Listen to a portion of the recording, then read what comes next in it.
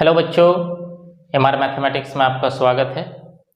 आज हम लोग 12th का एक चैप्टर है इनवर्स ट्रिग्नोमेट्रिक फंक्शन। तो आज हम लोग इनवर्स ट्रिग्नोमेट्रिक फंक्शन पढ़ने वाले हैं।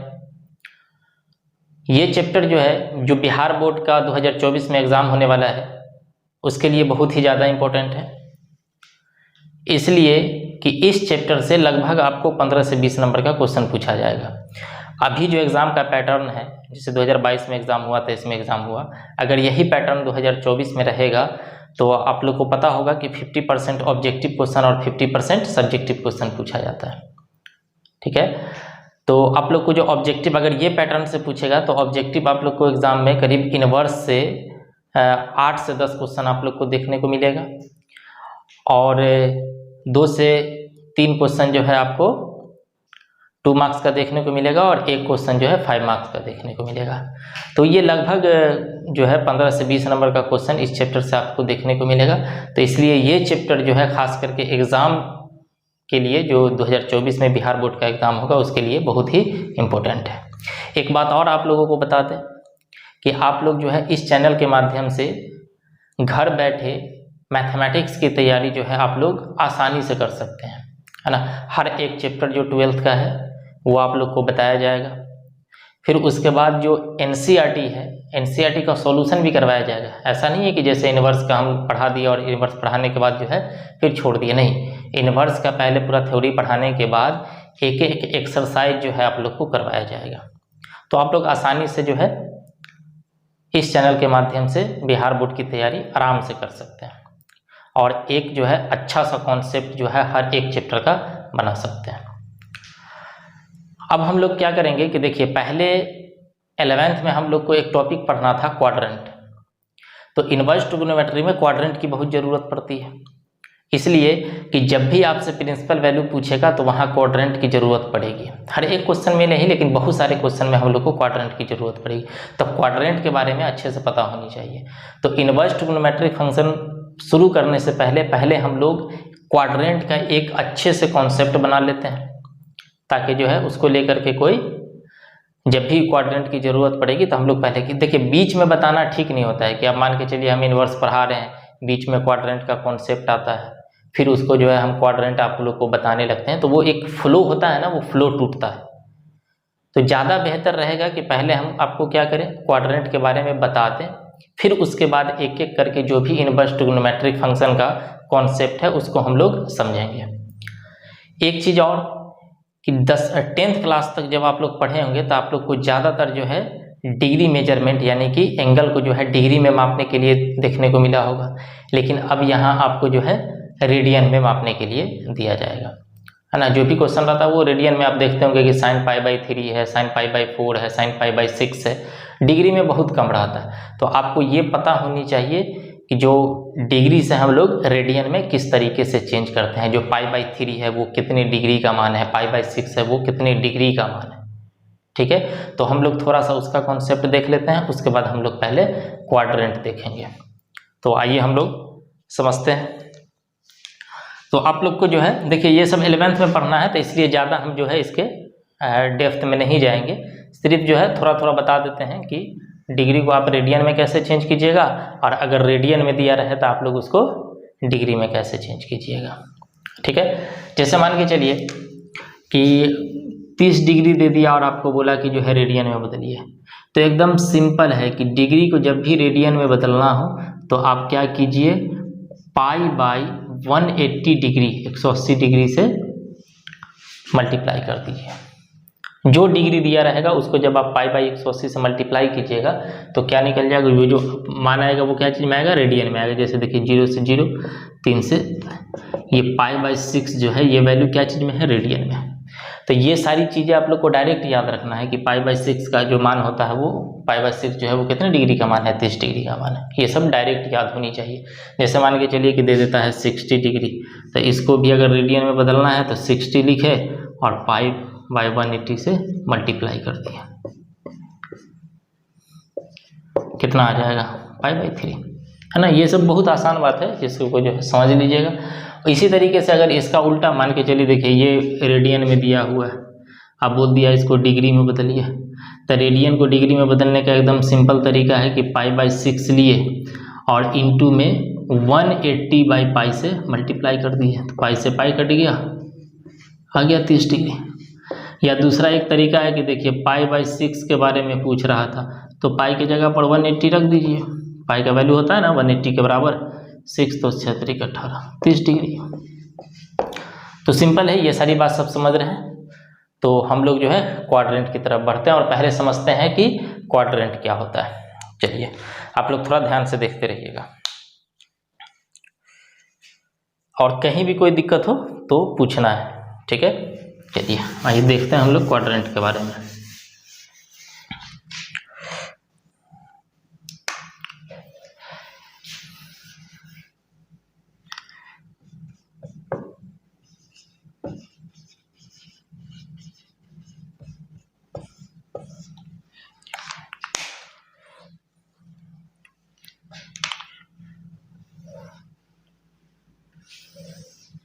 ठीक है, ये जो है देखिए, इसको हम लोग बोलते हैं फर्स्ट क्वाड्रेंट।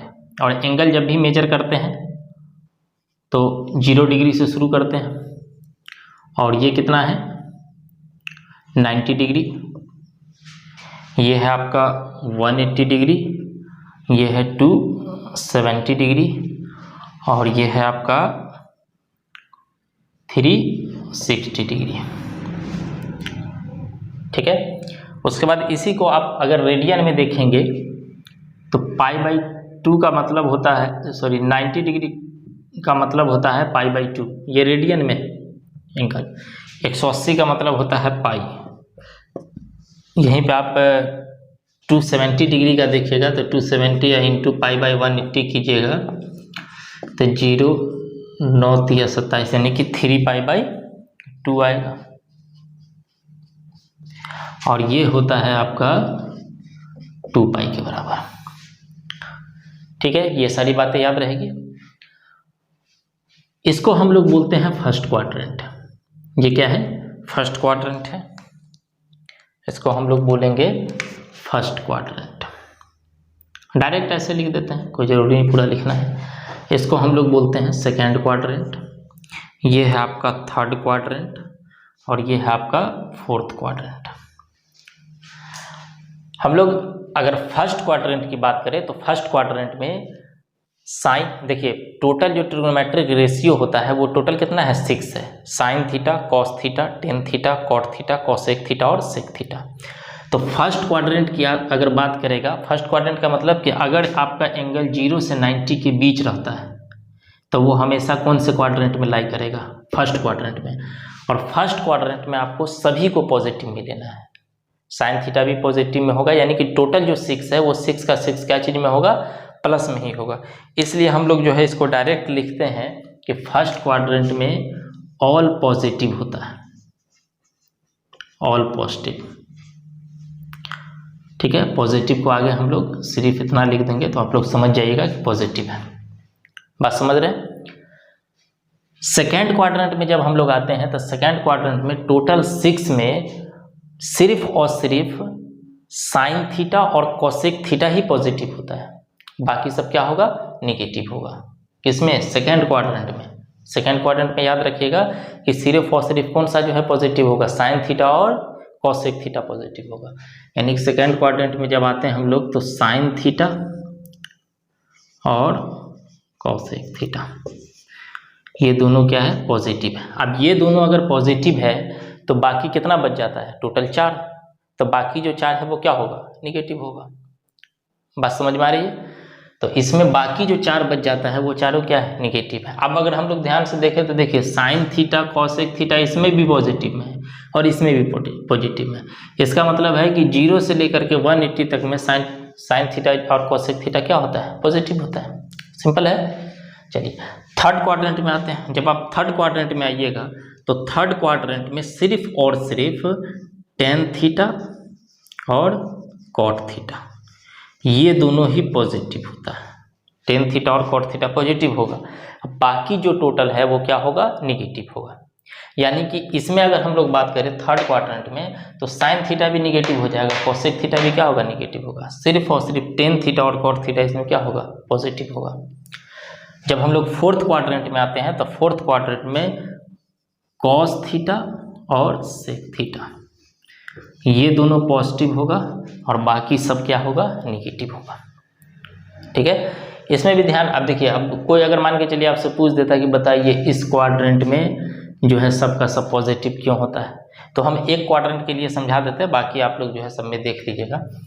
कि जैसे मान के चलिए हम बोले कि एक लाइन है, वो एक्स एक्सिस के साथ एंगल कितना बना रहा है, थीटा, और आपको पता है कि थीटा के सामने का जो साइड रहता है उसको हम लोग पी बोलते हैं, 90 डिग्री के सामने का जो साइड रहता है उसको एच बोलते हैं, और बाकी जो बचा वो क्या है, बी है।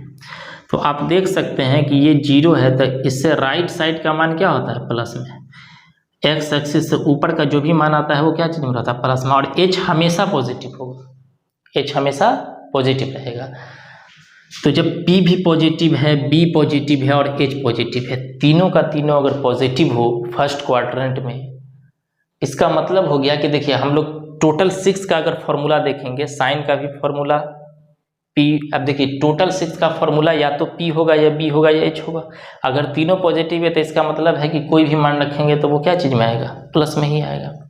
बात समझ में आ रहा है। लेकिन अगर हम लोग सेकेंड क्वाड्रेंट में आ जाए तो देखिए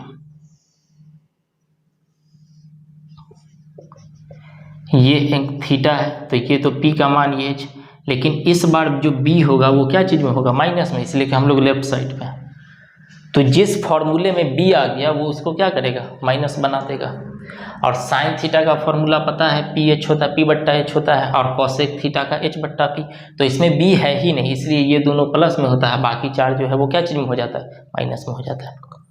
इतनी बात समझ में आ रही है। तो इस चीज़ को आपको ध्यान में रखना है। जब आप इन्वर्स ट्रिग्नोमेट्रिक फंक्शन पढ़िएगा तो इसमें आपको जो है ये डिग्री मेजर आपको नहीं देखने को मिलेगा, हमेशा क्या मिलेगा, रेडियन फॉर्म। तो आपको रेडियन फॉर्म याद रखना है ना, कि 0 से जो है कितना तक, π/2 तक फर्स्ट क्वाड्रेंट है, π/2 से π तक सेकेंड क्वाड्रेंट है, π से 3π/2 तक थर्ड क्वाड्रेंट है, और 3π/2 से 2π तक फोर्थ क्वाड्रेंट है। इतनी बातें याद रहेंगी। ठीक है, अब ये देखिए आपको कहाँ मदद करेगा कि जब हम लोग इन्वर्स ट्रिग्नोमेट्रिक में प्रिंसिपल वैल्यू निकालेंगे ना, तो वहाँ अगर मान के चलिए दे देता है कि कॉस, अब जैसे सिंपल है कि अगर मान के चलिए आपको देता है कि कॉस इनवर्स 1/2 का मान बताइए, तो इसका हम लोग आसानी से बता सकते हैं, लेकिन यहाँ माइनस लगा देगा तो आपको दिक्कत होगा। तो वहाँ हमको क्या चीज़ की ज़रूरत पड़ेगी, क्वाड्रेंट की। बात समझ में आ रही है। चलिए इसको जो है आप लोग लिख लीजिए या फिर स्क्रीनशॉट ले लीजिए। चलिए इस पर जो है हम लोग कुछ और बात कर लेते हैं। जैसे देखिए इसी पे बात करते हैं कि अगर मान के चलिए कि आपको देता है sine π/2 plus theta, sine π/2 plus theta. अब देखिए π/2 यहाँ है, यही है ना π/2, तो इसमें हम लोग थीटा प्लस कर रहे हैं। अब बताइए अगर हम लोग थीटा प्लस करेंगे तो किस क्वाड्रेंट में आएंगे, सेकेंड में। अब यहाँ ध्यान रखना है कि सेकेंड क्वाड्रेंट में तो साइन क्या चीज़ में होता है, प्लस में होता है। सेकेंड क्वाड्रेंट में जब आएंगे तो साइन क्या चीज़ में, प्लस में होगा। और साइन जब प्लस में होगा तो इसको हम लोग लिख सकते हैं कि देखिए साइन चेंज होगा कॉस में, और थीटा का क्या कहलाएगा, थीटा। अब ये यहाँ पर दिमाग नहीं लगाइएगा कि कॉस है तो माइनस लगेगा। माइनस और प्लस जो है जिसका मान निकालना होता है उसको देख करके लगाना है। यहाँ तो प्रॉपर्टी से वो क्या हो गया, चेंज हुआ है। बस समझ रहे, जैसे मान के चलिए कि इस तरीके से लिखा हुआ है कि साइन पाई माइनस थीटा। अब देखिए पाई यहाँ है और इसमें से अगर हम लोग कुछ माइनस करते हैं फिर भी देखिए जोड़ने पे आगे बढ़ेंगे, जोड़ने पे आगे बढ़ेंगे, लेकिन अगर कुछ माइनस करेंगे तो पीछे जाएंगे। तो माइनस करने पे भी कहाँ आएंगे, सेकेंड क्वाड्रेंट में। और सेकेंड क्वाड्रेंट में अभी भी साइन क्या चीज़ में होता है, प्लस में होता है। लेकिन एक चीज़ याद रखना है कि देखिए पाई के बट्टा में अगर कुछ दिया रहे तो वहाँ जो है वो क्या होता है, चेंज करता है। साइन का कॉस हो जाएगा, कॉसेक का सेक हो जाएगा, टेन का कॉट हो जाएगा।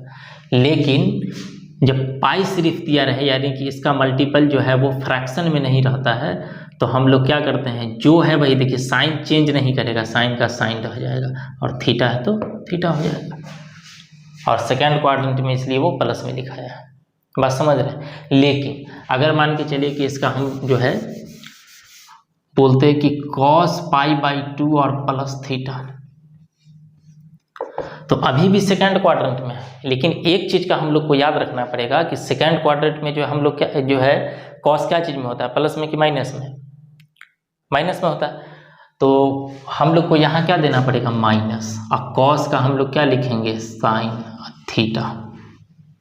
बात समझ में आ रही, ये है क्वाड्रेंट को जानने से हम लोग को ये माइनस प्लस का जो है थोड़ा तरीके से ध्यान रखना पड़ेगा। जैसे मान के चलिए इसी में अगर दे देता है कि cos पाई प्लस थीटा, अब बताइए cos पाई में अगर कुछ प्लस करेंगे तो किस में आएंगे, थर्ड क्वाड्रेंट में। थर्ड क्वाड्रेंट में cos क्या चीज़ में होता है, माइनस में। लेकिन ध्यान रखना है कि पाई जो है ये इसके बट्टा में कुछ है नहीं, पाई के साथ जो है कितना है 1 मल्टीप्लाई किया हुआ है, फ्रैक्शन में नहीं हो तो cos का cos रह जाएगा, थीटा है तो थीटा, लेकिन आगे क्या लग जाएगा, माइनस लग जाएगा। तो ये सारी बातें हम लोगों को क्या करना है, ध्यान में रखना है, तब हम लोग जो है इन्वर्स ट्रिग्नोमेट्री का कॉन्सेप्ट अच्छे से समझ पाएंगे। और जो है हम आपको विश्वास दिलाते हैं कि आप अगर इन्वर्स ट्रिग्नोमेट्री का पूरा क्लास करते हैं और उसके बाद जब हम लोग एनसीईआरटी का सॉल्यूशन करेंगे, है ना, पूरा एक्सरसाइज वाइज पूरा जब सॉल्यूशन करेंगे तो एक एक क्वेश्चन आपसे बन जाएगा, है ना। और एग्ज़ाम में जब जाइएगा ना तो हमको ऐसा लगता है कि जो इन्वर्स ट्रिग्नोमेट्री का जो क्वेश्चन रहता है वो ज़्यादा हार्ड नहीं रहता। अगर कॉन्सेप्ट आप नहीं समझिएगा तो बहुत भारी लगेगा, लेकिन आप कॉन्सेप्ट अगर अच्छे से समझ जाते हैं तो बहुत आसान लगेगा, ठीक है। तो हम लोग जब नेक्स्ट क्लास में बात करेंगे तो डायरेक्ट हम लोग इन्वर्स ट्रिग्नोमेट्री से बात करेंगे, और उसके बाद हम लोग धीरे धीरे हर एक कॉन्सेप्ट को समझेंगे। तो कम से कम क्वाड्रेंट के बारे में जो है आप लोग एकदम अच्छे से इसको तैयार कर लीजिएगा। मिलते हैं हम लोग अगले वीडियो में, आज के लिए इतना ही, थैंक यू।